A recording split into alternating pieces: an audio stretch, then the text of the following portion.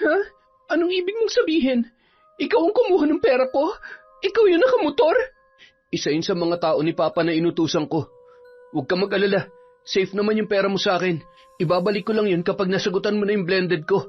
4 na subjects lang naman yun eh. Walang hiya ka. Ibalik mo yung pera kung hayop ka. Ibalik mo. Ang tanga mo rin minsan eh, no? Sa tingin mo ibabalik ko yun na hindi mo binibigay yung gusto ko? Sagutan mo muna yung blended learning ko at makukuha mo ng buong buo yung pera mo. Siguro naman ngayon susundin mo na ako. Gaya ng sinabi ko noon, hindi ko pa ito ginawa rito sa loob ng eskwelahan. Ngayon pa lang, dahil sa'yo, inuubos mong pasensya ko. Hayop ka! Pagbabayaran mong ginawa mo! Isasend ko na lang mamaya sa'yo yung password ng student ID ko. Huwag kang mag-alala. Ako na muna magtatabi ng pera mo habang sinasagutan mo ang mga exams ko. Love you! Hayop ka! Mga hayop kayo! Ibalik niyo ang pera ko! Taon 2023. Masbate. Ilang oras nang hindi mapakali si April. Kanina pa siya palakad-lakad sa sariling silid habang panay ang lingon sa kanyang cellphone. Namumugto ang mamula-mula niyang mga mata. Halatang marami ng natuyong luha habang nanginginig naman ang kanyang mga kamay na hindi niya alam ang gagawin. Sa kalagitnaan ng kanyang pagkabalisa, biglang tumunog ang kanyang cellphone. Bahagya siyang nabuhayan ng pag-asa nang makita ang pangalan ng nobyo niyang si Damian sa screen. Hello, babe. Buti na patawag ka. Ano ka ba, April? Bakit pati sa nanay at mga kapatid ko tumatawag ka? Tinatagtad mo pa sila ng text. Hindi ka ba nahihiya? Sorry, Damian. Nag-aalala lang kasi ako eh. Ilang araw ka nang hindi nagpaparamdam. Hindi ka nga sumipot dun sa dapat tagpuan natin eh, para sana mapag-usapan ang problema. Kanino naman ako tatawag para hanapin ka? Sa mga kaibigan mo walang sumasagot, kaya napilitan na akong hanapin ang mga kamag-anak mo sa Facebook para dun sila tanungin. Sira ulo ka naman pala eh. Gawain ba ng matinong babae yung ginagawa mo? Nakakahiya, April. Kababae mong tao, ganun ang gagawin mo? Wala ka naman natitirang respeto at kahihiyan? Ikaw ba? Wala ka na bang natitirang respeto sa akin? May pinagsamahan din naman tayo, Damian ah. Hindi biro yung 3 taon. Pwede ba? Tumigil ka na sa kabaliwan mo. Bakit mo pa ba ako hinahabol? Hindi pa ba malinaw sa iyong lahat? Ayoko na, April. Ayoko na. Nahuli mo na ako, di ba? Hindi ba dapat galit ka sa akin at ikaw dapat ang hindi nagpaparamdam? Bakit ikaw pa naghahabol? Dahil mahal kita. Totoo yung pagmamahal ko sa'yo. Hindi ganun kadaling bitawan ng taong totoo mong minahal. Alam mo rin dapat yan. At para sabihin ko sa'yo, ikaw rin ang dahilan kaya ako nagkakaganito. Kung kinakausap mo sana ako na maayos at hindi tinataguan, hindi sana tayo aabot sa ganito. Mas madali ko naman matatanggap kung hinaharap mo lang sana ako. Wala na tayong dapat pang pag-usapan, April. Hindi na rin kita pwedeng balikan dahil buntis na siya. Bilang lalaki, kailangan ko siyang panagutan. Mananagot siya sa pamilya niya sa probinsya kapag umuwi siya ron na walang ama ang dinadala niya. Wala ka na talagang natitirang respeto sa akin. Alam mo naman na napag-usapan natin, di ba? Nag-aaral pa ako, Damian. 4th year college pa lang ako. Graduating pa lang ako. At saka, hindi pa nga tayo kasali. Pareho pa lang tayong nag-aaral. Kaya bakit may pinipilit yung bagay na hindi ko pa kayang ibigay? Alam mo naman kung gaano kahigpit ang magulang ko, di ba? Mga OFW sila na nagpapakahirap sa ibang bansa para lang mapag-aaral ako. Kaya kailangan ko muna talagang unahin ang studies ko bago ang mga bagay na yan. Lalo na't may pinagdaraanan din ako sa school ngayon. May 2 grades akong bagsak. Kailangan ko magawa ng paraan yun para mapanatili yung record ko dahil mataas ang expectation sa akin ng mga magulang ko. Ayoko silang biguin, Damian. Akala ko pa naman naiintindihan mo yon. Pero hindi ka pa rin talaga makapaghintay at pumatol ka pa sa iba. Binuntis mo pa. Ikaw ang walang respeto sa pagkatao ko. Hindi ka marunong tumupad sa usapan. Oo na, sige. Ako nang hindi marunong tumupad. Pero masisisi mo ba ako? Natural, lalaki ako at normal lang sa akin yon. Saka napakaluma naman ng paniniwala nyo na kailangan pa nating maghintay na makagraduate ka at may kasal tayo bago nating gawin yon. Ay nako, 2023 na ngayon, April. Hindi na pasok sa panahon ngayon ang mga ganyang paniniwala. Kaya kung hindi mo rin lang kayang ibigay yung pangangailangan ko, maraming babae dito na kayang ibigay yun kahit kailan ko gustuhin. Kaya sige na, wala na tayong dapat pag-usapan pa. Tinawagan na kita, di ba? Gaya ng ipinuputak ng dila mo sa mga kapatid at nanay ko. Nakuha mo ng gusto mo. Damian, teka lang naman. Kausapin mo naman ako na maayos kahit matinong closure man lang para... Ngunit pinatayan na siya ng tawag ng lalaki. Sinubukan niya pa ulit yung tawagan pero tila nakapatay na ang cellphone ni Damian. Nais sana niya muling tumawag sa numero ng nanay at mga kapatid nito na nakuha niya sa kanilang Facebook account. Pero nagdalawang isip na si April. Dahil kapag ginawa niya pa ulit yon, baka lalo lamang umiwas sa kanya ang dati niyang nobyo. Napahagulhol na lamang siya sa isang tabi habang yakap-yakap ang sarili. Para siyang binagsakan ng langit at lupa. Sobrang bigat ng kanyang dibdib at halos hindi na siya makahinga. Ngayon lamang siya nakaramdam ng ganoong sakit dahil sa ginawa ng dating nobyo. Ang bigat na nga ng problema niya sa eskwela, dumagdag pa ang kanyang kasintahan na matapos siyang lokohin ay nakabuntis pa ng ibang babae. At dahil nga magkarelasyon pa lang sila at long-distance relationship pa, wala siyang kapit dito. Hindi niya na yun mapigilan sa nais niyang gawin. Kinabukasan, tulala siyang pumasok sa eskwela. Namamaga ang mga mata, walang enerhiya ang katawan at walang buhay ang kaanyuan. Para siyang bangkay na naglalakad, ni walang pumapasok na aralin sa kanyang utak kahit kanina pa nagsasalita ang kanilang professor. Pagkatapos ng klase, palabas na sana siya sa silid-aralan pero tinawag siya ng professor nila na si Hector. April, pwede ba kitang makausap habang wala pang tao? Sir, ano po yun? Anong balak mo rito sa 2 subjects na bagsak sa akin? Magtatapos na naman ang semester pero hindi mo pa rin nagagawa ng paraan. Sir, pasensya na po. Masyado lang talaga akong maraming pinagdadaanan ngayon. Pero aayusin ko po yan. Next sem po kapag nagbukas ulit sila, i-enroll ko po ulit. Kung kinakailangan kong mag-retake, gagawin ko na po. Alam mo, matagal na kitang binigyan ng solusyon sa problema mong ito. Yun lang saan ang hinihintay ko para maayos natin to. Kailan mo ba ibibigay yon, April? Sir Hector, pasensya na po talaga pero alam niyong hindi ko po kayang ibigay yan at hindi po talaga pwede. Hindi lang po dahil sa pagiging estudyante ko, kundi dahil sa katungkulan niyo rin po. Hindi niyo rin naman gugustuhin matanggal sa trabaho niyo, di ba? Kaya pasensya na po kayo. Hindi ko po yan kayang ibigay. Bakit ba lagi mong pinangungunahan ng sitwasyon? Wala ka bang tiwala sa akin, pati sa mga connections ko? Kayang-kaya kong tuldukan ang problema mong ito, April. Ang kailangan ko lang ay kooperasyon mo. Pasensya na po talaga, sir. I'm really sorry, pero hindi ko po talaga kaya. Hindi po talaga, sir. Kung ganon, huwag ka na mag-expect na makikita mo ang pangalan mo sa listahan ng gagraduate next year. 2 semester na lang ang natitira sa'yo, April. Hahayaan mo bang mapag-iwanan ka? Ikaw rin naman ang mapapagalitan ng parents mo. Di ba, nasa Qatar sila? Gusto mo ba silang magalit at ma-disappoint sa'yo kapag nalaman nilang hindi ka makakasama sa mga gagraduate? Sir naman, huwag niyo naman po sanang gawin sa akin to.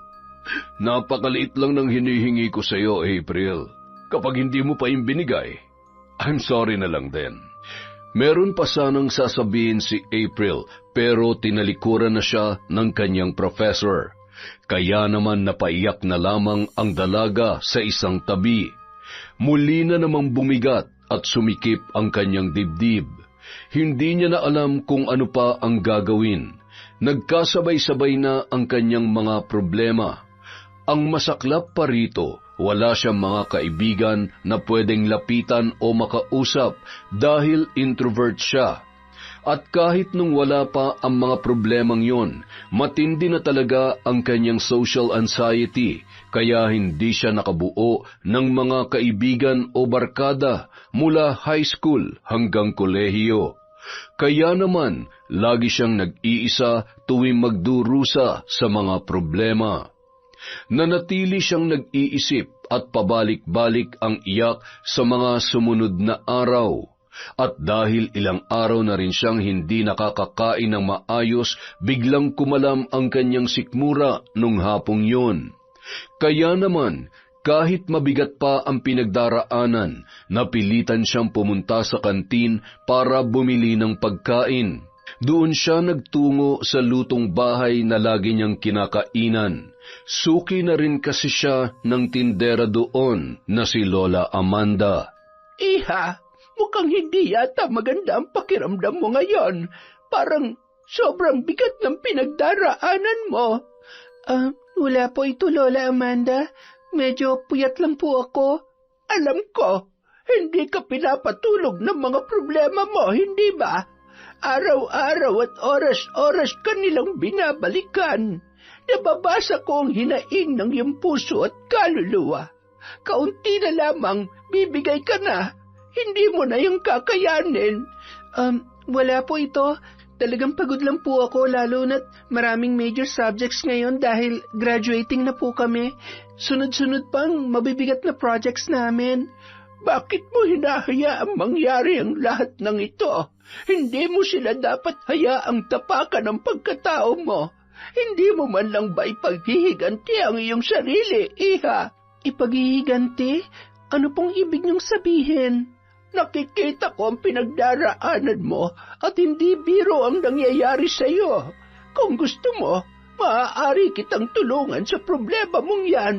Pwede nating gantihan ang mga taong sumisira sa pagkatao mo, basta magsabi ka lang. Ano po? Hindi ko po kayo maintindihan. Naniniwala ka ba sa barang? Po? Barang? Ang mga taong sumisira sa buhay natin ay dapat pinapatawan ng malagim na parusa. Yun na lamang ang makakapagpatahimik sa kanila. Pasensya na po, pero hindi po ako naniniwala sa ganun eh. At kung totoo man yon, wala rin po akong balak gawin. Hindi po ako lumaking mapagiganti sa kapwa, at ayoko ring umabot ako sa ganun. Yung pag-uugali mong yan ang dahilan kaya ka inaabuso at pinagsasamantalahan ng mga tao sa paligid mo. Ginagamit nila ang kabutihan at pagiging busilak ng iyong puso para saktan at sirain ka. Papayag ka ba na ganito na lang palagi ang gawin nila sa'yo? Pasensya na po, pero ayoko po talagang umabot ako sa ganyan. Ikaw ang masusunod, Iha. Pero tandaan mo, hindi lamang yan ang daranasin mo. May mas malala pa dyan kapag wala ka pang ginawa. Marami pang darating na kamalasan sa buhay mo kapag patuloy mong hinayaan na abusuhin ka nila.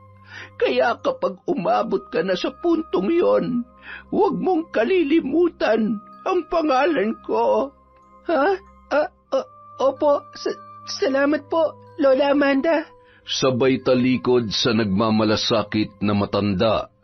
Kahit gutom ay napilitan siyang lumabas na lang ng eskwelahan para doon humanap ng makakainan. Ayaw rin naman niyang sa ibang tindahan sa kantin umorder dahil baka makita siya ni Lola Amanda at magtampo pa. Lalo't kilala na siya nito dahil isa siya sa palaging kumakain doon mula nung siya ay first year. Kinagabihan, muling tumawag ang tatay ni April sa kanyang cellphone. Kahit wala pa siyang ganang makipag-usap dito, ay napilitan na lang din siya. Lalo't sa susunod na buwan ay midterms na nila at kailangan na muli niya ng pera na pambayad sa tuition. Kumusta ka naman dyan, April? Ayos lang po ako, Tay. Yung pag-aaral mo, kailan ka gagraduate? Next year na po, Tay. Sa 1 taon pa. Di ba pang 4 na taon mo na ngayon? Pasensya na po tay, pero nagkaproblema po kasi nun sa school eh.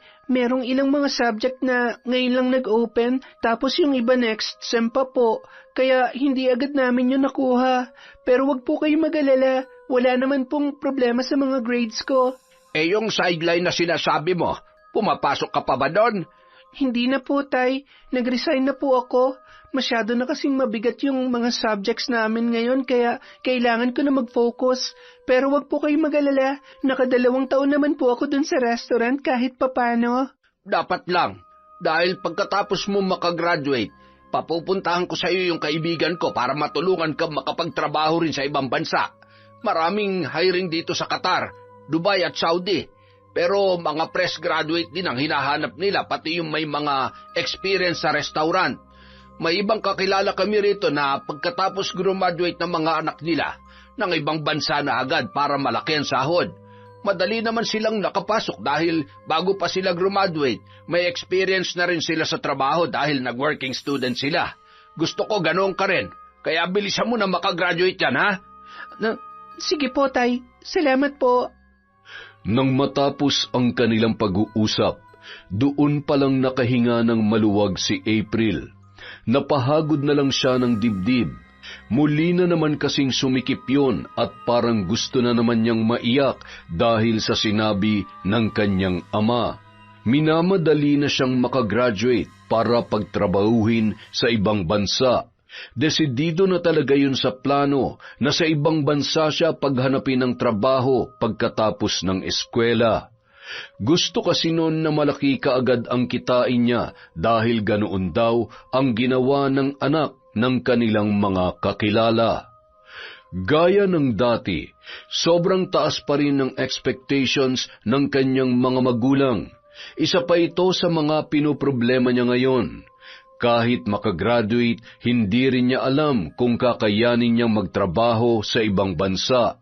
Kung dito pa nga lang sa Pilipinas ay hirap na siya, paano pa kaya kapag nasa ibang bansa na siya, kung saan ibang lahi ang kanyang makakasama at pagsisilbihan? Dahil sa kanyang social anxiety, hirap talaga siyang makisalamuha sa ibang tao. Ilang taon na niyang pinagdadaanan yon at habang tumatagal, lalo pa yung lumalala at mas lalo pa yung lumalala dahil sa nangyayari sa kanyang buhay. Hindi niya na rin alam kung mananatili pa bang tuwid ang kanyang pag-iisip pagkatapos ng kanyang pag-aaral. Pakiramdam niya ay susuko na siya.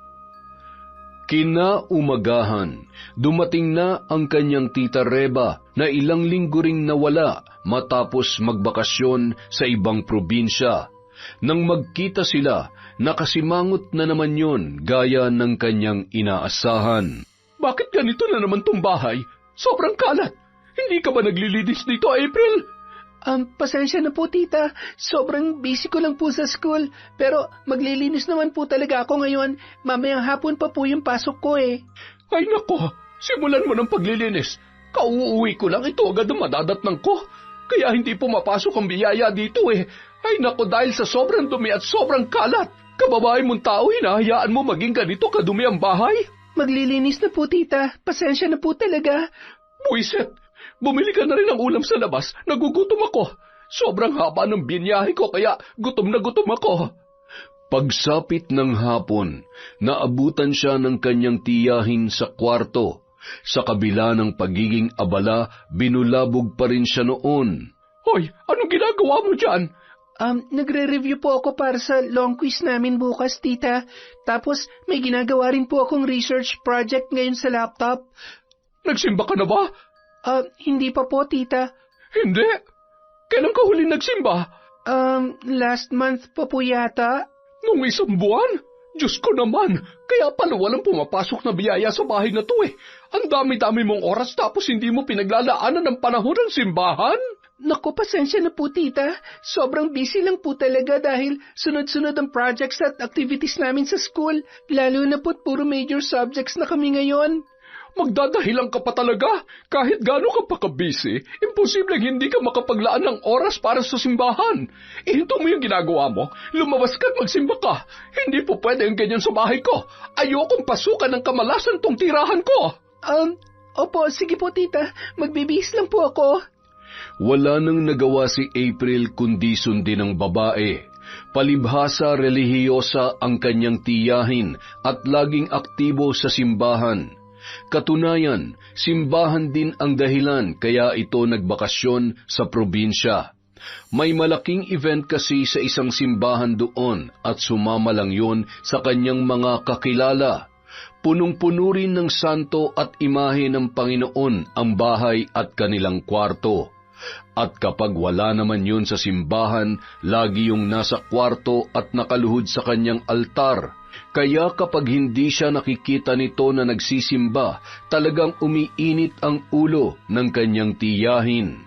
Kapag may nangyayaring kamalasan sa bahay nila, sa kanya agad isinisisi dahil hindi raw siya aktibo sa simbahan. Nung mga oras na yon, napilitan siyang ihinto ang pag-aaral at pumunta sa simbahan kahit napakarami niya pang ginagawa. Laking pagsisisi niya dahil pagkapasok niya pa lamang sa loob, nasalubong niya na ang kanyang professor na si Hector. Magsisimba rin pala yun, pero biglang naging demonyo ang anyo nito nang siya ay makita. April, nandito ka rin pala. Butit naisipan mo magsimba. Opo sir. Talaga naman pong nagsisimba po ako pag ganitong oras. Mabuti naman at nagkita tayo. Pwede ka nang sumabay sa akin mamaya pagkatapos natin dito. Sir, saan po tayo pupunta? Ikaw naman, parang kang bago ng bago. Sir, pasensya na po pero hindi ko po talaga gusto yun eh. Kung gusto niyo po, i-retake ko na lang yung 2 subjects na yun next sem. Total, pareho naman sila magbubukas by that time. Uulitin ko na lang po. April, mas mapapadali ang problema mo kung pagbibigyan mo ang gusto ko. Wala namang makakaalam eh. Maliban na lang kung ipagsasabi mo na alam ko namang hindi mo gagawin. Kaya bakit ka pa nag-aalala? Sir, wala po talaga akong balak gawin yon. Hindi po kakayanin ng konsensya ko. Mas lalong hindi kakayanin ng konsensya mo kapag bumagsak ka at nalaman to ng mga magulang mo. Ano na lang ang mararamdaman nila sa ibang bansa kapag nabalitaan nila na hindi ka nakagraduate dahil may mga failing grades ka. Pero kung pagbibigyan mo ang gusto ko, wala silang magiging problema. Pero sir... Sige, bibigyan kita till next week para magdesisyon. Kung hindi mo ibibigay ang gusto ko, pasensyahan na lang tayo. Kahit next sem, ako pa rin ang magtuturo nun, April. Pwede ko rin namang sabihin sa kanila na hindi ko na kaya ang load. Sir, parang awa niyo na po. Huwag niyo namang gawin sa akin to. Ang tagal na kasi kitang binigyan ng pagkakataon. Inip na ako sa kahihintay. Sa totoo lang, ayoko talagang ituro yung 2 subject na yun next sem eh. Tsaka baka hindi na rin ako payagan ng management. Baka nakakalimutan mo, new curriculum na tayo ngayon. Kung tutuusin, last year pa dapat wala ng mga old subjects na yun. Pilit ko na lang nire-request para makahabol pa ang iba sa inyo. Pero dahil sa napakabagal mong magdesisyon, baka sundin ko na lamang sila. Hindi na talaga ako papayagan. Kaya wala ka na magagawa kundi pumayag na sa inaalok ko. Kapag pinagbigyan mo ako mismo kaya kong baguhin ang grades mo para hindi mo na kailangang umulit at mag-comply. Nasa iyo na lang yan kung mag-iinarte ka pa rin. Gusto mo namang graduate ka agad, di ba? Napag-iwanan ka na ng batch mo. Hindi na nakasagot pa ang dalaga. Napaiyak na lamang siya ng tahimik habang nakaupo sila sa isang tabi. Kung alam niyang ganito lang pala ang aabutan niya sa loob ng simbahan, hindi na lamang sana siya nagsimba. Matapos siyang paiyakin ng kanyang tiyahin kanina, ang guru niya naman ang nagpaiyak sa kanya ngayon sa mas matinding dahilan. Kinagabihan, magkasabay sila ng tiya Reba niya sa hapunan. Muli nitong naungkat sa kanya ang tungkol sa kanyang graduation. Nakausap ko nga palang nanay mo kanina habang wala ka. Tinatanong niya kung kailan ka raw gagraduate. Next year pa po, tita. May 2 sem pa po ako. Saka nakapag-usap na rin po kami ni tatay nung isang araw. Nasabi ko na po sa kanya ang lahat. Bakit ba ang tagal mo matapos dyan? Yung ibang mga kasabayan mo noon ay nakagraduate na ngayong taon. Di ba 4 na taon lang naman yung kurso mo? Opo, kaso nagka-problema po kasi dun sa ibang subjects namin eh. Hindi agad sila nag-open kaya kinailangan pa namin maghintay bago sila makuha. At yung iba ron, next time pa magbubukas. Nasabi ko na rin po yung kay tatay. Alam na po niyan tungkol dito. Sigurado ka dyan? Baka mamaya may bagsak ka lang kaya ka nadidelay sa pag-graduate. Hindi ka naman lalampas sa 4 na taon dyan kung wala kang bagsak sa grades. Hindi ba? Wala naman po, tita. Wala po talaga. Sistema na po ng school namin na may problema. Pero ginagawa na po ng paraan ngayon. Basta, 2 sem na lang po talagang kailangan kong habulin next year at matatapos na po ako. Dapat kasi lagi mong binibigyan ng panahon ng simbahan. Hindi mo nga ginagamit yung altar na nilagay ko dyan sa kwarto mo eh. Hindi rin kita nakikitang nagdarasal. Nagdarasal naman po ako, tita. Bago kumain, bago matulog, at pagkagising po.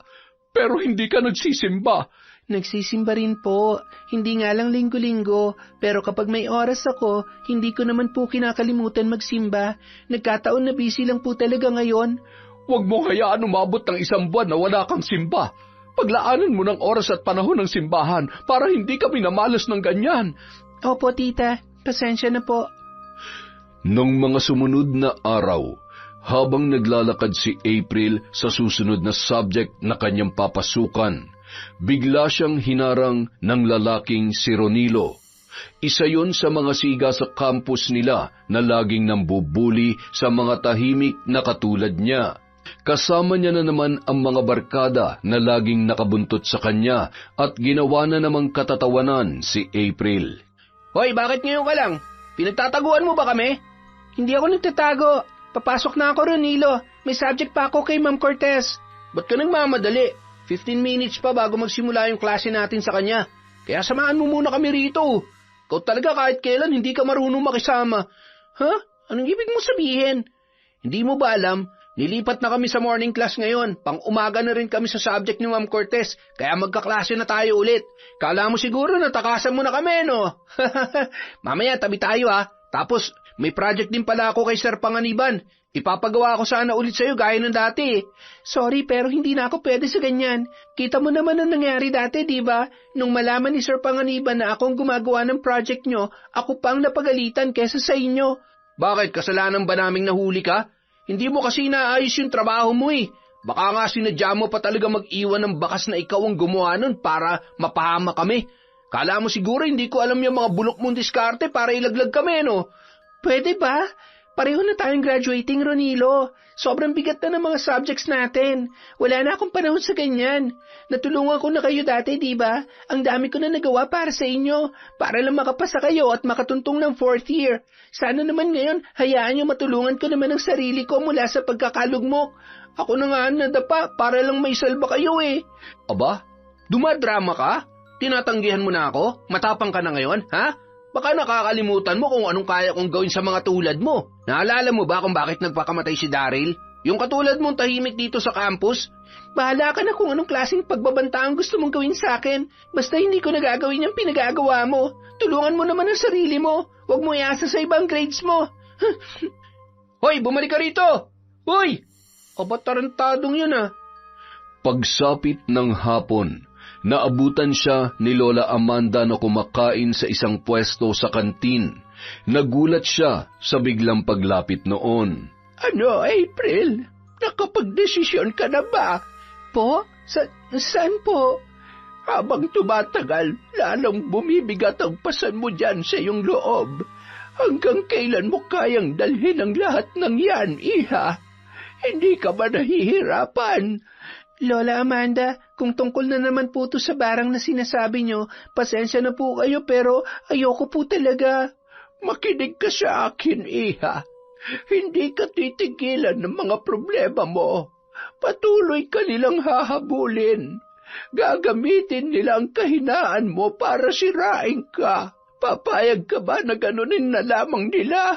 Wala ka bang gagawin?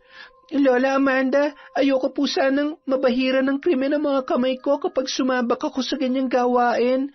Ayoko po talaga. Mas gugustuhin ko pong mamatay na lang kaysa marumihan ang kamay ko sa ganyang bagay. At mas pipiliin mo pa talaga ang kamatayan kaysa hustisya. Ganon ka na ba talaga kahina? Huwag kang mag-isip ng ganyan. Epekto na yan ang patuloy na pagwasak nila sa'yo. Bakit hindi mo subukang lumaban? Kung hustisya lang po ang pag-uusapan, marami pong paraan para mapanagot sila. Gaya ng ano? Magsusumbong ka sa kapulisan, sa mga kinauukulan. Hindi mo ba kilala kung sino ang binabangga mo? Walang silbi ang batas kapag makapangyarihan ng isang tao, April. Kayang-kaya kanilang baliktarin. Kaya sa ganoong mga sitwasyon, barang at kulam lamang ang pwede mong magawa sa kanila at magtiwala ka sa akin.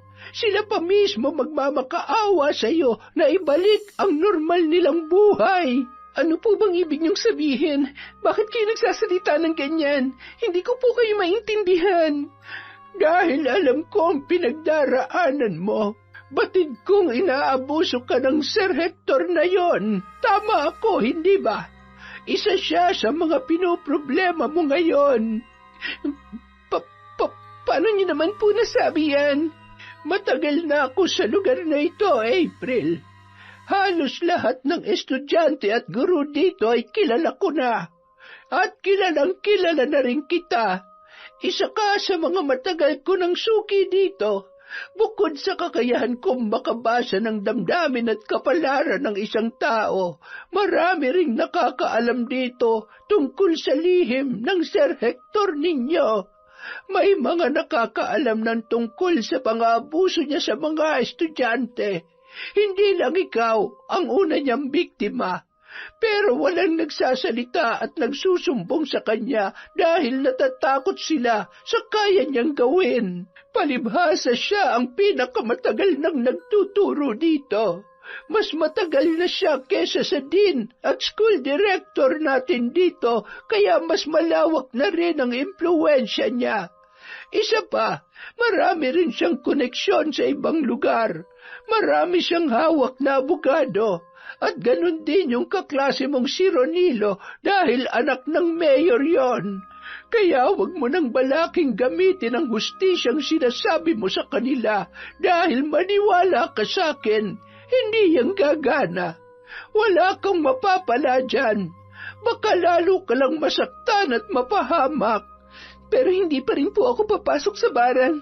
Wala po talaga akong balak sumubok doon. Pasensya na po, Lola Amanda. Mauna na po ako sa inyo. Hindi na inubos pa ni April ang kanyang kinakain. Umalis na agad siya at kaswal na nagpaalam sa matanda. Hindi niya na kayang magtagal pa sa ganoong usapan, kaya gaya ng dati, iniwasan niya na lamang si Lola Amanda. Makalipas ang ilang linggo, hindi na nagparamdam si Damian kay April. Kahit patong-patong na ang sakit na idinulot sa kanya ng lalaki, umaasa pa rin siya. Nakakausapin pa siya nito kahit para sa closure na lang nilang dalawa. Pero wala na talaga yung paramdam sa kanya mula nang huli silang magkausap. Kung hindi lang nauwi sa ganito ang kanilang relasyon, baka isa sana yon sa mga masasabihan niya ng problema at pwedeng makatulong sa kanya. Ngunit sa bandang huli, pinili pa rin nitong dumagdag sa kanyang alalahanin na lalong nagpahirap sa kanyang kalagayan. Samantala, galit na kinausap na naman siya ng kanyang tiyahin. Gulat na gulat si April sa mga sinabi noon sa kanya. Hoy April, ano tong nabalitaan ko sa school nyo? 2 raw ang bagsak mo, sabi ng teacher mo. Sino po nagsabi sa inyo niyan, tita? Nalaman ko sa teacher nyo.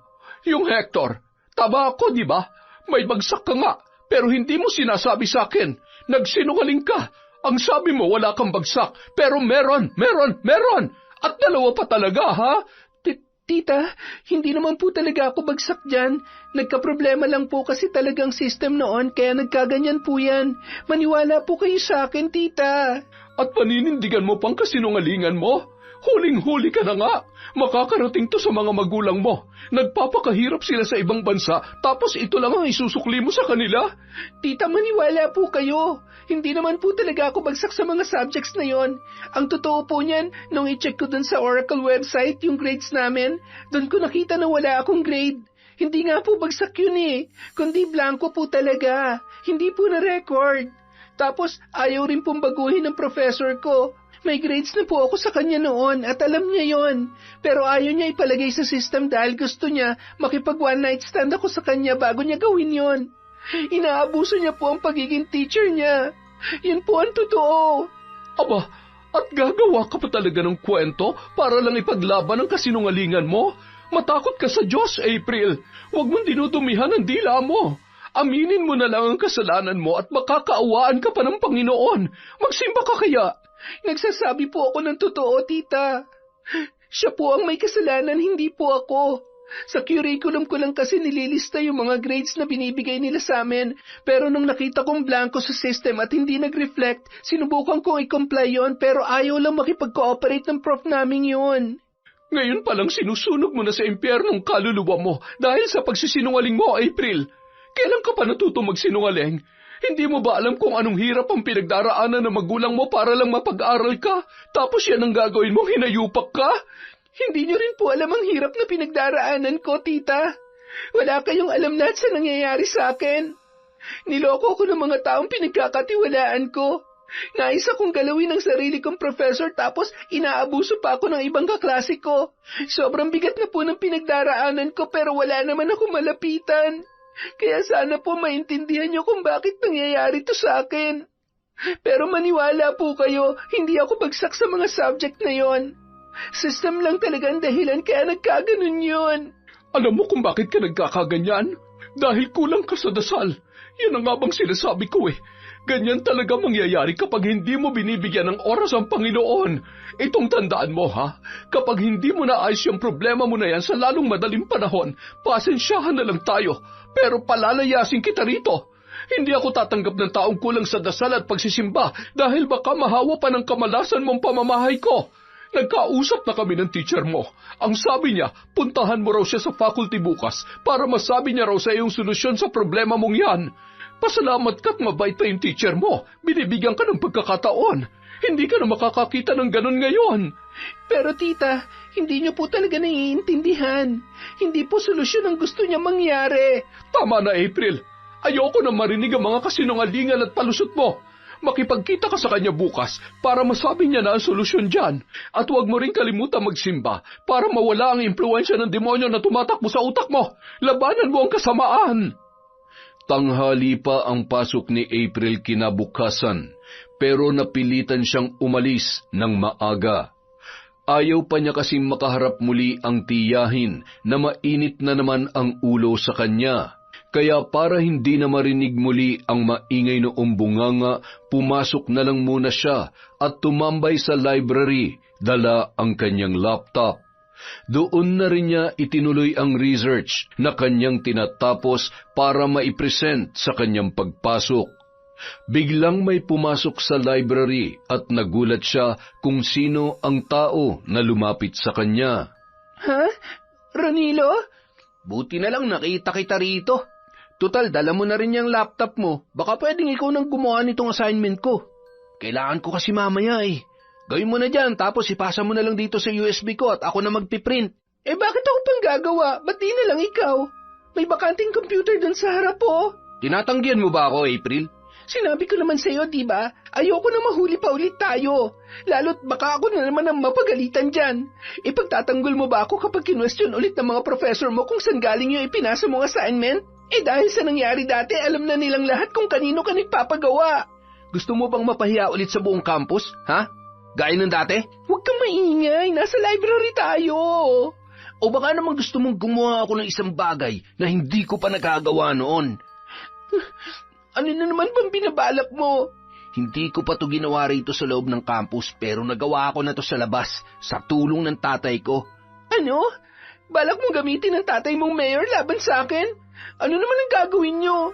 Sisiraan niyo ako? Mag-uutos ka ng tao para saktan ako? Ganyan ka na ba kadesperado, Ronilo? Nasa tamang pag-iisip ka pa ba? Ikaw na lang ang malalapitan ko, April. Lahat dito tinatanggihan na ako. Pasalamat ka nga't may katulad kong gwapo at mayaman pa na lumalapit sa'yo. Dapat nga maging proud ka pa sa sarili mo dahil ikaw pa rin na naiisip kong lapitan kapag may problema ako. Tapos itataboy mo lang ako? Gago ka ba? Huwag mo na ako idamay sa kalokohan mo, Ronilo. Palibhasa ako lang ang kinakaya-kaya mo rito dahil mahina ako. Samantalang sa iba hindi ka makaporma dahil naduduwag ka. Ganyan ka na ba kawalang kwenta para patulan pang isang katulad ko? Pwede ba bigyan mo na ako ng katahimikan? Sawang-sawa na ako sa 3 taong pagtulong ko sa'yo. Tapos ano?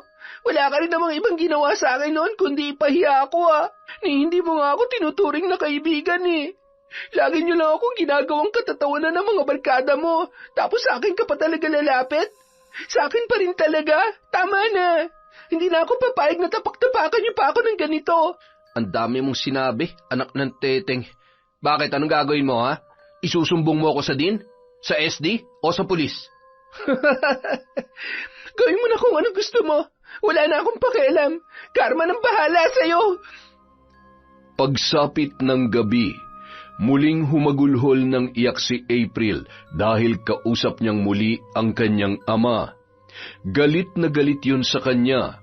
Abot hanggang langit ang panunumbat na ginawa noon at kahit nang subukan niya magsabi ng mga tunay niyang pinagdaraanan, hindi siya noon pinakinggan.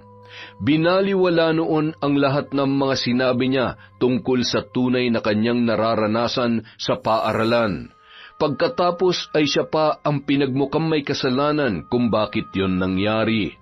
Tulad ng relihiyosa niyang tiyahin, sinabihan din siya noon na kulang lang din daw siya sa dasal at pagpunta sa simbahan kaya nangyayari ang mga problemang yon sa kanya. Lalong lumala ang kalagayan ni April. Umabot na sa puntong nagkasakit na siya. Bukod sa lagnat, dinapuan na rin siya ng matinding pagkahilo, panghihina, paninikip ng dibdib na paulit-ulit na bumabalik sa kanya.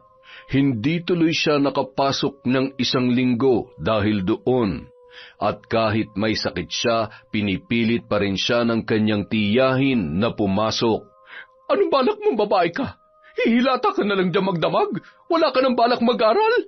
Tita, kung kaya ko lang po, papasok talaga ako. Kaso, sobrang sama po talaga ng pakiramdam ko Hindi nga po ako makapunta sa ospital dahil wala po akong kasama. Wala akong mapakiusapan na samahan ako. Hindi naman din po kayo papayag kung sa inyo ako magpapasama. Aba, marami akong ginagawa. Ang hihina talaga ng mga kabataan ngayon. Hindi mo ba alam na nung panahon namin, kahit inaapoy kami ng lagnat, pumapasok pa rin kami para lang makapag-exam. Ganun katibay ang mga katawan namin. At kahit masakit ang paa namin, naglalakad kami sa gitna ng initan. Tapos ikaw ganyan lang, 1 linggo ka nang lumiban sa klase? Tumayo ka dyan at magdasal para gumaling ka. Kaya hindi ka gumagaling kasi hindi ka nagsisimba. Tita, araw-araw at oras-oras po ako nagdarasal. Hindi po ako nagkukulang sa pagdarasal. Pero kulang ka naman sa simba. Alam mo, malapit na talaga kitang mapalayas dito. Yung grades mo, inayos mo na ba? Kapag bagsak ka pa rin, magsimula ka na mag-empake dahil hindi na kita tatanggapin dito. Sinabihan ko na rin ang mga magulang mo at ako na raw ang bahala kung anong parusang ibibigay ko sa iyo. Kaya ayusin mo sarili mo, April. Pumasok at makipag-usap sa teacher mo para maayos na yan. Napapikit na lamang ng mata ang dalaga, at kahit nakapikit siya, hindi pa rin niya mapigilan ang pagpatak ng kanyang luha. Kinabukasan, kahit hindi pa siya tuluyang magaling, napilitan ng pumasok si April para lang hindi na marinig ang maingay na bunganga ng kanyang tiyahin, na walang ibang ginawa kundi kamuhian at siya ay sumbatan.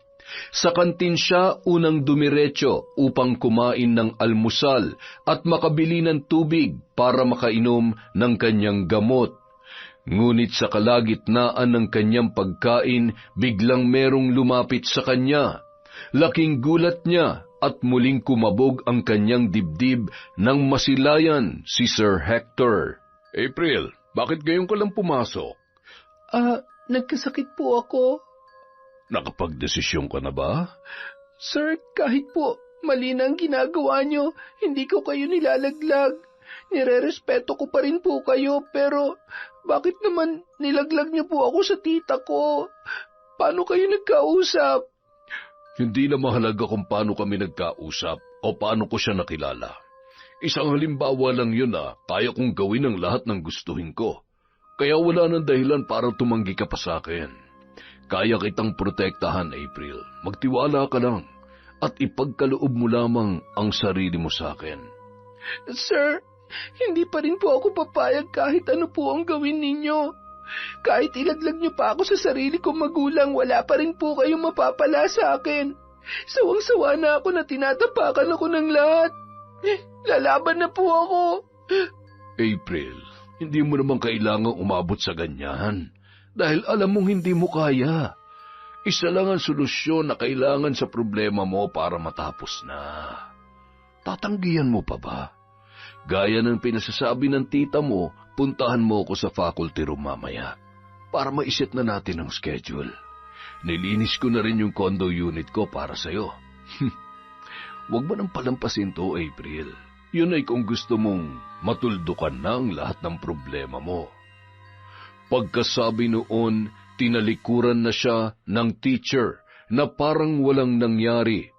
Magkahalong galit at lungkot ang naramdaman ni April.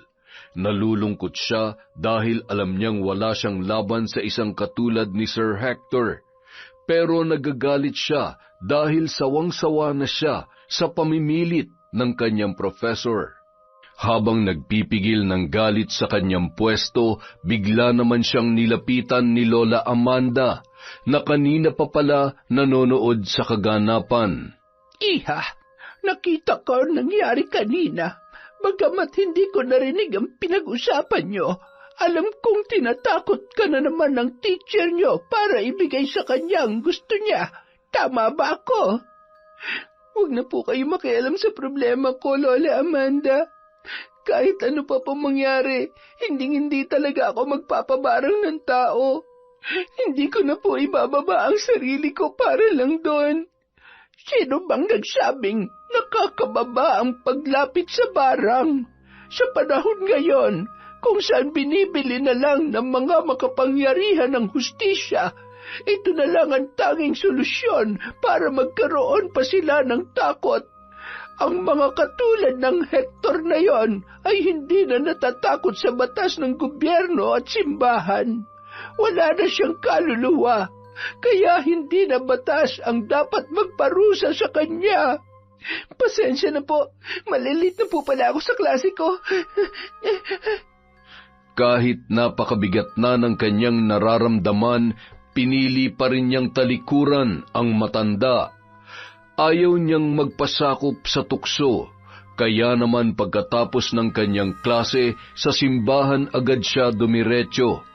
Humingi siya ng tulong sa Diyos, nanalangin na sana'y tulungan siya na malagpasan ang kanyang pinagdaraanan. Bigyan niyo po ako ng signs, Lord, kung anong dapat kong gawin. Tulungan niyo po akong manampasan lahat ng ito. Ang gusto ko lang naman po ay maibigay ang lahat ng gusto ng mga magulang ko para sa akin. Nang sa ganon, masuklian ko po ang lahat ng sakripisyo nila. Tulungan niyo po ako. Pagkauwi pa lamang niya, ang tita Reba agad niya ang kanyang nadatnan sa sala. Gaya ng inaasahan, masama na naman ang titig nito sa kanya. Saan ka galing? Di ba sabi ko sa'yo, umuwi ka na maaga dahil may iuutos ako sa'yo? Nagsimba po ako, tita. Nagsimba? Talaga lang, ha? Kung kailan may iuutos ako sa'yo, saka ka magsisimba. Nakalimutan mo na ba ang bilin ko kanina? Umuwi ka na maaga dahil may ipabibili ako sa'yo sa grocery sa bayan. Heto ang listahan ng mga kailangan mong bilhin. May mga bisita ako bukas at kailangan ko lahat yan. Sige po, magbibihis lang po ako, tita. Malanting to. Simba-simba raw. Kinabukasan, Pagkatapos ng klase ni na April kay Sir Hector, muli siyang tinawag ng lalaki para maiwan sa loob. Kahit labag sa kanyang kalooban, bumalik na lamang siya sa kanyang pwesto at ibinaba ang kanyang bag. Ano pong kailangan niyo, sir? Gusto ko lang sabihin na kapag hindi ka pa pumayag, hindi ka na makakapag-aral dito. You will be transferred in a lower school. Doon sa eskwela na mas maraming siga at salbahe na kinasusuklaman mo. Sir Hector, bakit niyo po ba ginagawa sa akin to? Kailan ba kayo magsasawa sa panghaharas sa akin? Saka paano niyo naman magagawa yan? Teacher lang naman po kayo dito. Kahit ibagsak niyo pa ako sa lahat ng subjects niyo, mataas pa rin naman ang grado ko sa major subjects. At hindi ako mapapatalsik sa school na to dahil lang sa 2 bagsak ko na hindi ko naman talaga kasalanan. Nakakalimutan mo yata na 3 dean at 5 school director na ang inabutan ko rito. Ganun na ako katagal. Marami nga akong binagsak na estudyante kahit hindi nila kasalanan Pero walang nagawa ang dean at ang SD. Kaya sa tingin mo, wala akong kakayahan para gawin yung sinasabi ko sa'yo? Talaga bang aabot pa kayo sa ganyan para lang sa bagay na walang kwenta? Sisirain niyo pa po talaga ang reputasyon niyo bilang professor para lang sa gusto niyong yan? Wala na po ba kayo natitirang kahihiyan at respeto sa sarili niyo, sir? Sino ba kasi nagsabi na ang pagiging professor talaga ang main career ko? Ang totoo niyan, tinuturing ko lang ito bilang isa sa mga sideline ko. Kung ano man ang totoong ginagawa ko sa buhay, walang sino man ang nakakaalam nun. Nakapasok ako dito bilang professor ng walang kahirap-hirap. Kaya ko ring umalis dito ng walang kahirap-hirap kung gugustuhin ko. Kaya sinasabi ko sa iyo, wala nang dahilan para tumanggi ka pa sa akin, dahil ako na lang ang tanging solusyon sa problema mo, April. Sisiguruhin ko na magiging malaking dagok sa buhay mo ang 2 grades na yon. Nasa iyo ang desisyon. Hindi ako nagkulang sa paalala sa iyo, ha? Salamat, sir. Salamat dahil tinutulungan niyo akong baguhin ang aking desisyon at paniniwala. What do you mean? Ibig bang sabihin yan? Pumapayag ka na sa gusto ko? Saka na po tayo mag-usap. May inutos lang ulit sa akin ngayon ng tita ko kaya kailangan ko umuwi na maaga. Ang totoo, nais niya lang makaiwas sa mahabang usapan, kaya sinadya na talagang umalis ni April. Kinabukasan, dala niya sa pagpasok ang pera na pambayad sa kanyang tuition. Habang naglalakad patungo sa eskwelahan, biglang may sumalubong na lalaking nakamotor sa kanya at hinablot ang kanyang bag. Sa sobrang bilis ng pangyayari ay hindi niya na yon napigilan at bigurin siyang mahabol ang lalaki. Napaiyak na lamang si April at bumigay ang kanyang mga paa. Naglupasay na lamang siya sa daan. Hindi niya na alintana ang mga taong napapatingin sa kanya dahil sa pagsigaw at paghagulhol niya.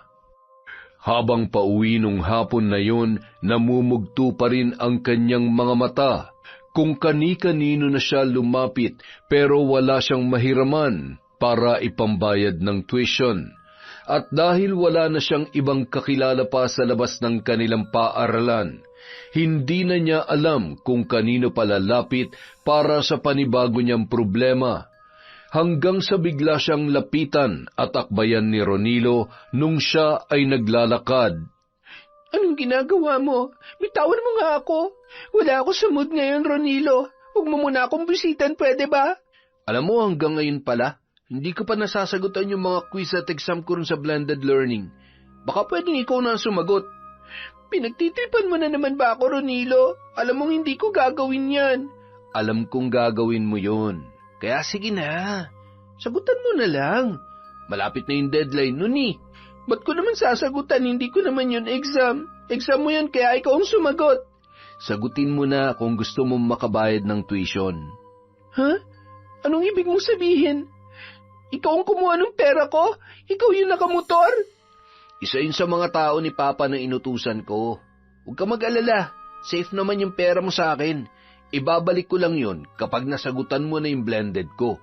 4 na subjects lang naman yun eh. Walang hiya ka. Ibalik mo yung pera ko, hayop ka.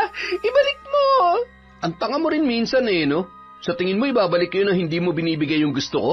Sagutan mo muna yung blended learning ko at makukuha mo ng buong buo yung pera mo. Siguro naman ngayon susundin mo na ako. Gaya ng sinabi ko noon, hindi ko pa to ginawa rito sa loob ng eskwelahan. Ngayon pa lang, dahil sa'yo, inuubos mong pasensya ko. Hayop ka! Pagbabayaran mong ginawa mo! Isasend ko na lang mamaya sa'yo yung password ng student ID ko. Huwag kang mag-alala. Ako na muna magtatabi ng pera mo habang sinasagutan mo ang mga exams ko. Love you! Hayop ka! Mga hayop kayo! Ibalik niyo ang pera ko!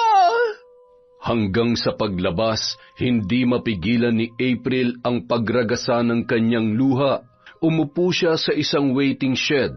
Nag-iisa, yakap-yakap ang kanyang sarili habang umuulan. Dahil wala siyang dalang payong, hinihintay na muna niyang tumila ang malakas na pag-ulan bago siya umalis. At habang wala ring katao-tao sa paligid, sinamantala niya na ang pagkakataon para humagulhol, hanggang sa bigla siyang makarinig ng pamilyar na boses. April, anak, anong ginagawa mo riyan? Lola Amanda, wala po. Hinihintay ko lang pong tumila ang ulan. Eto, may payong ako. Sumabay ka na lamang sa akin at nang may hatid na kita sa pinakamalapit na tricycle para makauwi ka na. Salamat po, Lola Amanda. Pero hindi na po. Kaya ko na po mag-isa. Nagpapahinga lang po talaga ako pero aalis na rin naman po ako maya-maya. Paano ka nga aalis kung malakas ang ulan? Halika na sabi, bakit ba ayaw mo pang tanggapin ang tulong ko? Natatakot ka pa rin ba hanggang ngayon? Alin bang mas nakakatakot? Ang magpabarang ng tao o ang patuloy kang abusuhin at sirain ng mga taong yon? Lola Amanda, matagal na rin ako rito sa eskwelahan ninyo. Marami na akong nakita mga estudyante na naging biktima nila. Kaya ikaw, hanggat hindi ka bumabagsak sa kanilang mga kamay, hindi ka nila titigilan. Kaya kung ako sa iyo, hindi na ako papayag na magpatuloy sila sa kanilang ginagawa. Maniwala ka sa akin, April. May paraan pa para makamit mo ang hustisya ng hindi kumakapit sa gobyerno o sa simbahan. Kahit ilang beses ka pang humingi ng tulong o magdasal, tanging sarili mo lang ang makakatulong sa iyo. Kung hindi ka pakikilos at kung wala ka pang gagawin kahit anong hakbang, walang mangyayari sa iyo, iha. Patuloy ka nilang sisirain hanggang sa wala nang matira sa iyo. Hihintayin mo pa bang umabot sa ganoon ang lahat? Ano po bang dapat nating gawin, Lola Amanda? Basta pumayag ka lamang sa sinasabi ko sa iyo. Sige po. Ano pong gagawin ko? Handa na po ako. Yan, ganyan nga. Halika na. Sa akin ka na muna sumama. Gamitin mo na itong isang payong. Hindi na nagdalawang isip pa si April na sumama sa matanda. Pumunta sila sa maliit nitong bahay na inuupahan na 2 sakay ang layo mula sa paaralan. Nasa pinakadulo yon ng lumang apartment na may kalayuan din sa mga tao. Kaya kahit maaga pa ay nagmumukhang madilim doon. Etong bahay ko. Narito ang mga kagamitan ko sa pambabarang. Alam kong matagal na tayong magkakilala, pero hindi ko pa nasasabi sa iyo ang tungkol dito. Sa umaga, inaasikaso ko ang aking kantin sa eskwelahan. Sa gabi naman, ang ipinapagawa ng mga kliyente ko ang aking pinagkakaabalahan. Kliyente? Maraming lumalapit sa akin para magpabarang ng mga taong kinamumuhian nila. Magkano naman po ang kinikita nyo doon? Dito pala tayo sa kwarto. Halika, may ipapakita ako sa iyo. Sa tanong mo maliit lamang. Ano po ito? Bakit may litrato kayo ni na Sir Hector Ronilo at pati po ng ex kong si Damian? Naniniwala kasi ako na balang araw ay lalapit ka rin sa akin. Kaya nagprint ako ng mga litrato nila bilang paghahanda. Talagang pinaghandaan niyo ang araw na papayag ako sa alok ninyo? Hindi na mahalaga yon. Ang importante ay nandito ka na. Pero paano niyo po nalaman ang tungkol kay Damian? Hindi mo ba naaalala? Nung kayo pa, lagi mo siyang dinadala sa loob ng eskwelahan. Madalas nga doon pa kayo kumakain sa kantin ko, hindi ba? Isa pa, bago pa man dumating ang problema mo kay Sir Hector, narinig na kita minsan noong kausap mo si Damian sa telepono nung nasa loob ka ng campus. Dinig na dinig ko kung paano kayo mag-away. Noon ko nalaman ang tungkol sa problema niyong dalawa. Ibig po bang sabihin nito? Matagal niyo na akong binabantayan. Mapagmasid ako kahit kanino, hindi lamang sa'yo. Saka hilig ko na talaga ang maging matalas ang pandinig sa mga nangyayari sa aking paligid. Nagkataon lang na sa lahat ng mga narinig ko, yung sa'yo lang ang pinaka-natutukan ko. Hindi biro ang mga pinagdadaanan mo, April. Kaya handa akong tulungan ka ng walang kapalit na pera. Hindi ko kayang makita ang mga tulad mo na unti-unting winawasak ng mga walang kwentang taong ito. Kaya halika na, ipapakita ko sa iyo ang sagradong proseso kung paano ko pinapatawan ng parusa ang mga taong katulad nila. Pinanood ni April ang matanda sa pamamaraan nito sa pambabarang. Nakita niya kung paano nito isinilid sa isang bote ang bawat litrato ng 3 lalaki na maaaring maging dahilan ng pagkasira ng kanyang buhay. Pagkatapos ay naglagay ito ng tig-iisang manika roon na kulay itim na nakakatakot ang muka. Ilang sandali pa, nakita ni April na naglabas si Lola Amanda ng mga insekto mula sa lalagyan na nasa kanyang bulsa. Isinilid niya yun sa bote at hinayaang gumapang sa mga litrato, pati na rin sa mga manika. Anong klaseng insekto po ang mga ito? Parang masyadong kakaiba yung itsura nila. Parang hindi pamilyar sa akin. Ngayon lang ako nakakita ng ganitong mga insekto. Sa mata ng mga ordinaryong taong gaya mo, mukha silang insekto. Pero sa paningin ko, mga espiritu sila na aking hinuli at binihag para gawing kasangkapan sa aking pambabarang. Sila ang mga inuutusan ko para pumasok sa katawan ng aking bibiktimahin. Ano naman po ang magiging epekto nito sa kanila kapag nakapasok na? Depende sa gusto mong mangyari, Iha. Hindi pa tapos ang ritual. Marami pa itong pagdaraanan. Pagkatapos ng kanilang pag-uusap, muling pinagmasdan ni April ang mga sumunod na proseso. Nakita niya kung paano dinasalan ng matanda ang 3 bote gamit ang salitang Chabacano. Alam niya ang tungkol sa wikang yon na karaniwang ginagamit sa Zamboanga dahil mahilig siyang manaliksik tungkol sa iba't ibang wika at diyalekto sa Pilipinas bilang libangan. Bagamat may ideya na siya sa lengguwaheng yon, hindi niya ganap na nauunawaan ang koneksyon noon sa sinasabi ng matanda dahil may halo na yung malalalim na salita na hindi niya alam kung saan nagmula.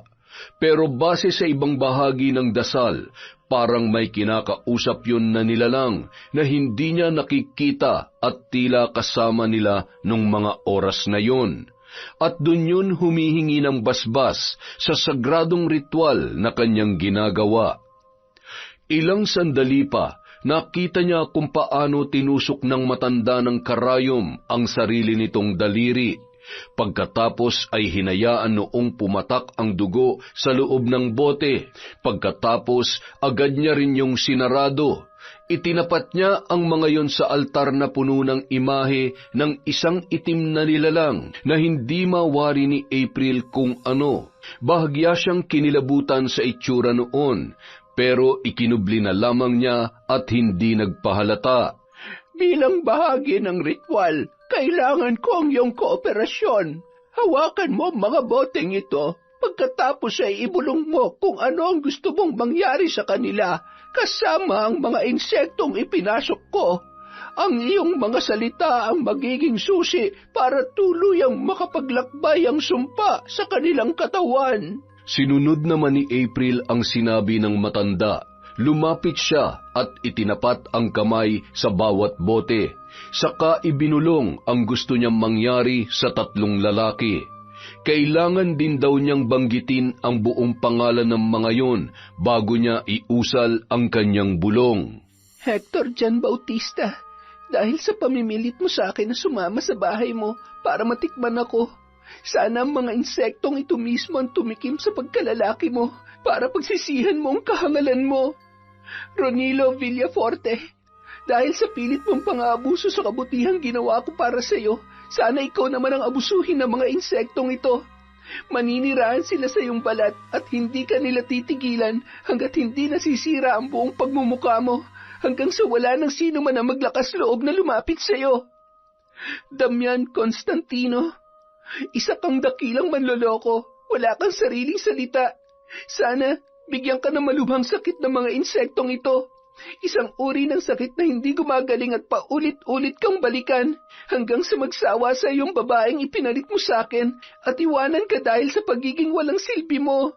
Pagkatapos niyang iusal ang mga bulong, muli siyang lumapit sa matanda at hinawakan nito ang kanyang mga kamay.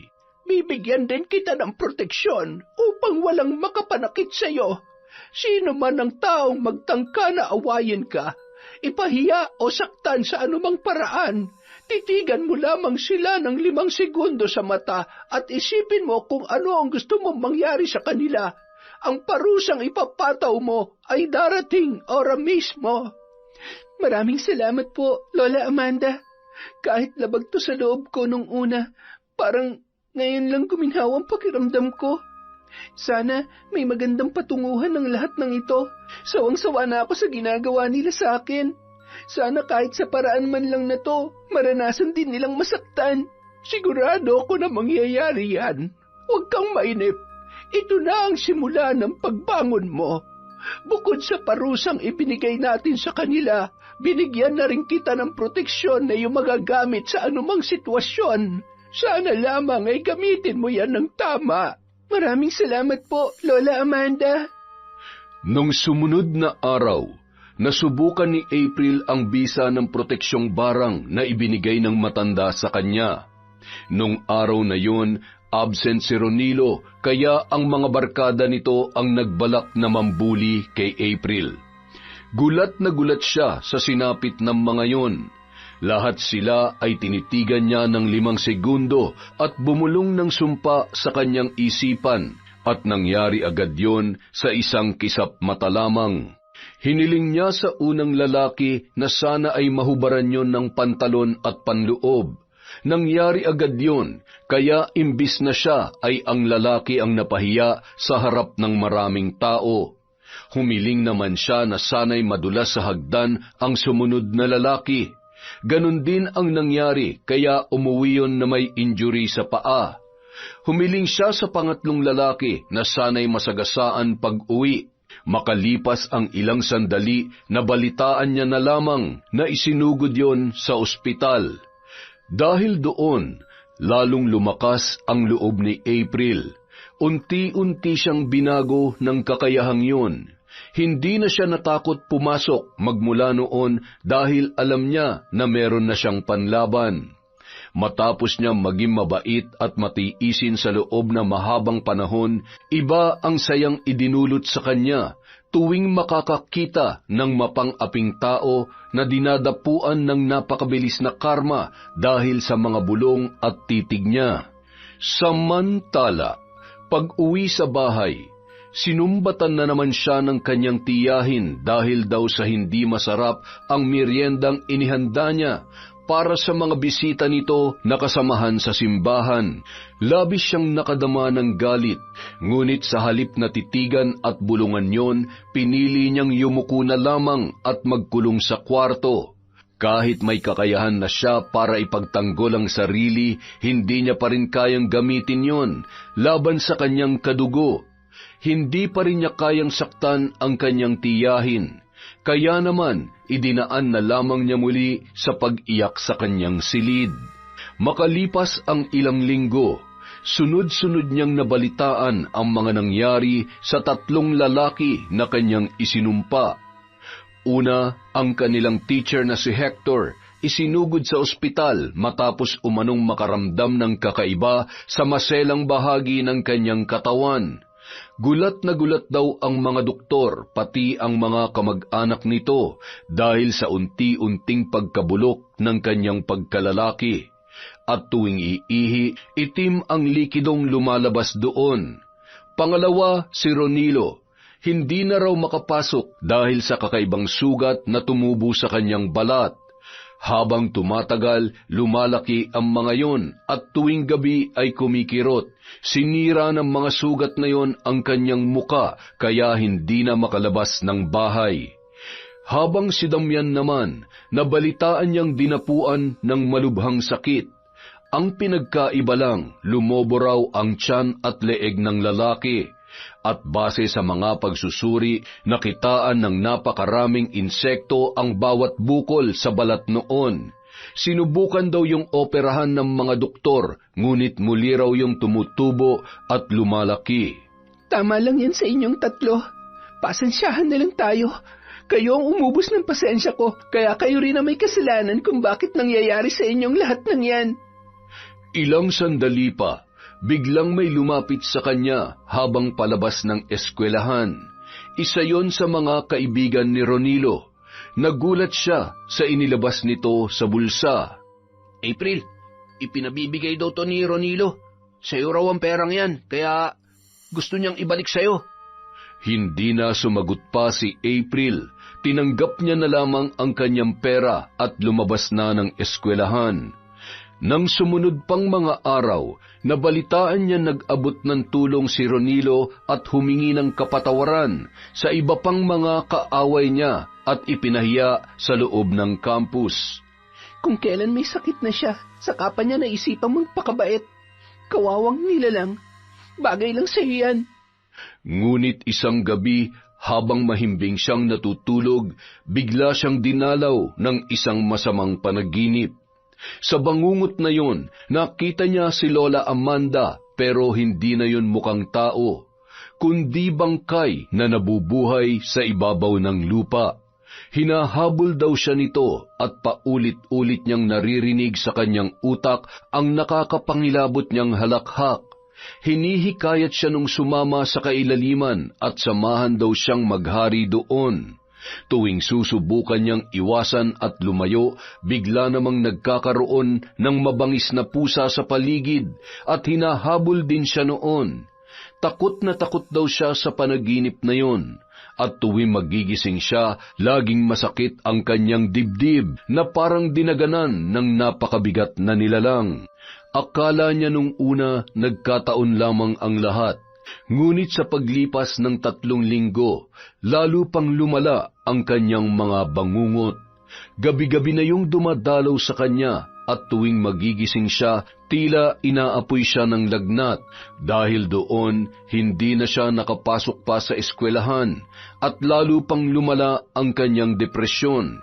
Kung dati ay puro iyak lamang, ngayon ay nagwawala na siya at tila nawawala na rin sa sariling katinuan. Pati ang kanyang tita Reba ay nagsimula na mag-alala kay April. Kaya naman napilitan niyong dalhin sa pari pero wala yung nagawa para siya ay pigilan.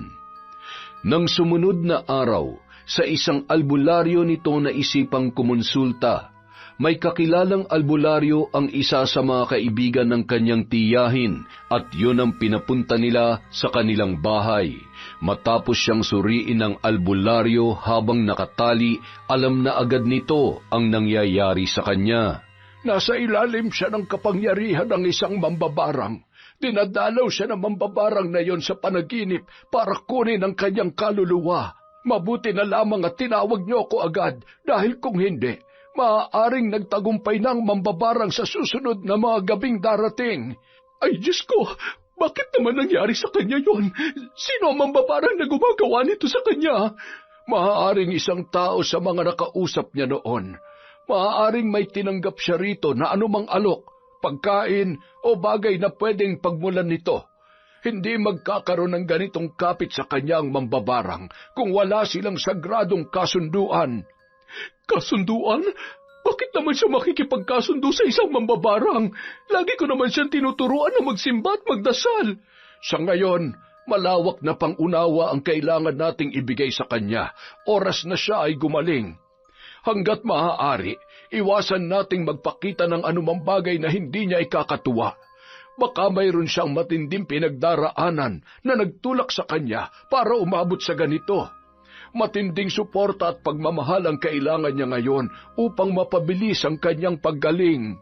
Pagkatapos siyang pagalingin ng albularyo, gamit ang taimtim na orasyon at pulang langis na ipinahid nito sa buo niyang katawan, unti-unting nawala ang mga senyales ng itim na kapangyarihan sa katawan ni April.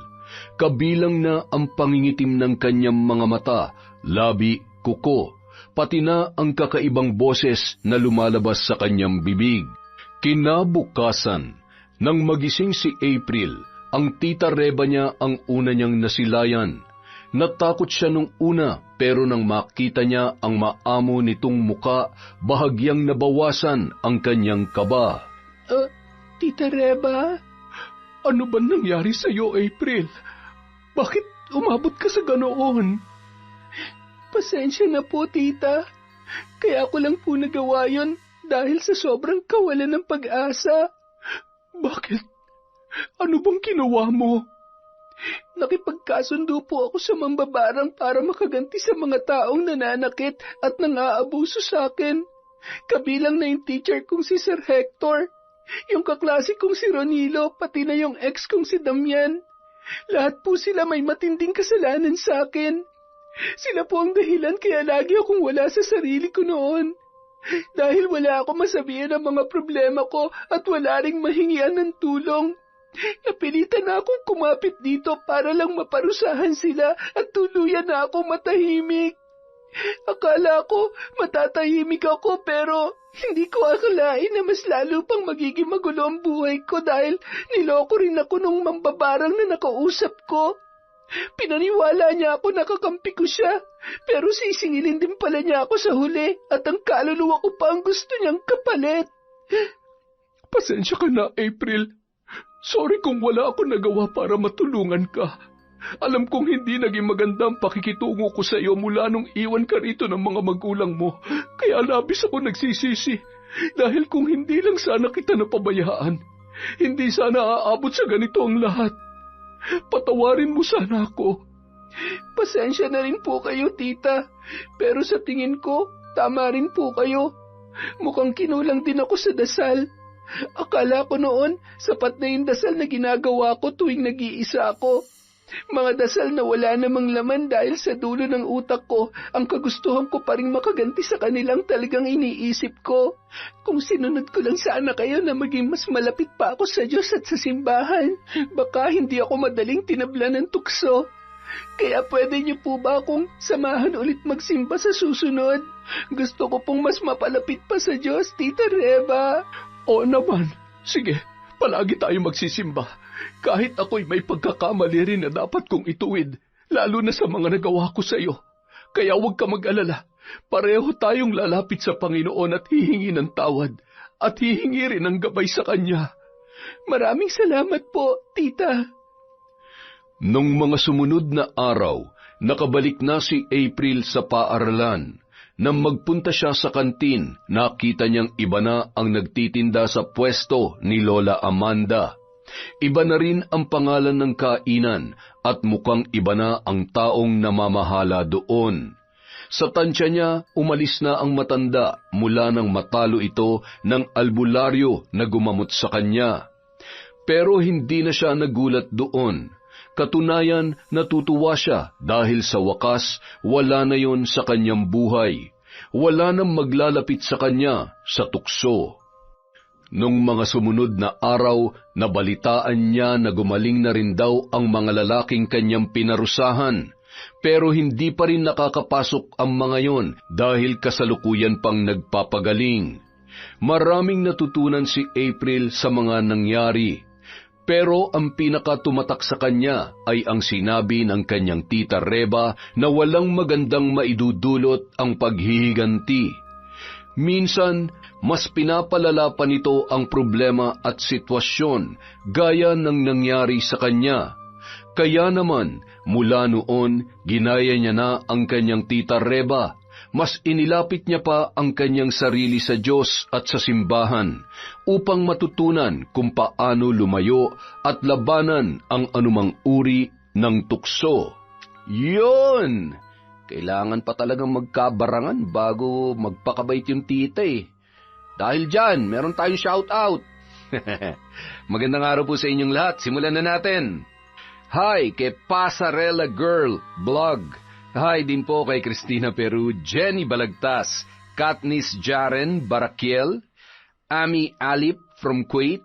Hi po kay Cute Survivor, Jessie Grace, Gemma de Ocampo. Hello po kay Jasmine Vicente, Merly Amistad, Lalin May, Mary Gladys Rico.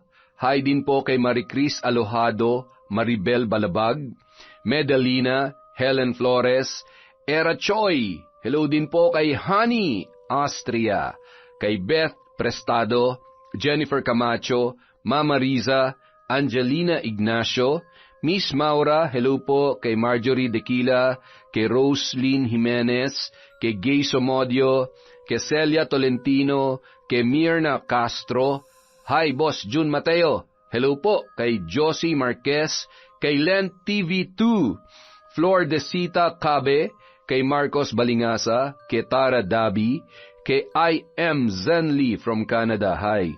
Hi din po kay Mamiliana Nalugon, kay Ingo Malayaw, kay Mary Ann Rivera Padilla ng Abu Dhabi from Larry Gumangan. Hello din po kay Jayan Vlog or J. Ian Vlog. Pasensya na po kayo. Maraming salamat po sa walang sawang pagsuporta. Amor Lim, Neneng Leonora, Roxanne Gaudicos, Lady Dam, Mercy Grace Yachting. Hi po kay Chel. Hi kay Joanne ng Pangasinan from Jumar Melchor.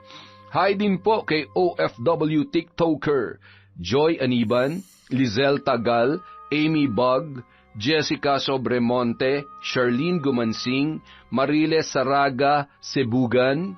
Hi po kay Yasden Love, kay Nunez sa Nunez Family of Subic Zambales from Totsi Bang. Hi din po kay Maribeth Gadian, kay Raven Alipar, Moneth Soto, Elica Beltran, Hana Maylin Sesgundo, Margareth. Hi po kay Edna Antonia Toralba from Padova, Italy. Tama po ba yung pronunciation ko? Pasensya na po kayo. Hi din po kay Febe Jane Toledo, Rosemary Casonete, Raymart Cabajes, Gloria Rubiso, Virgie from Kuwait.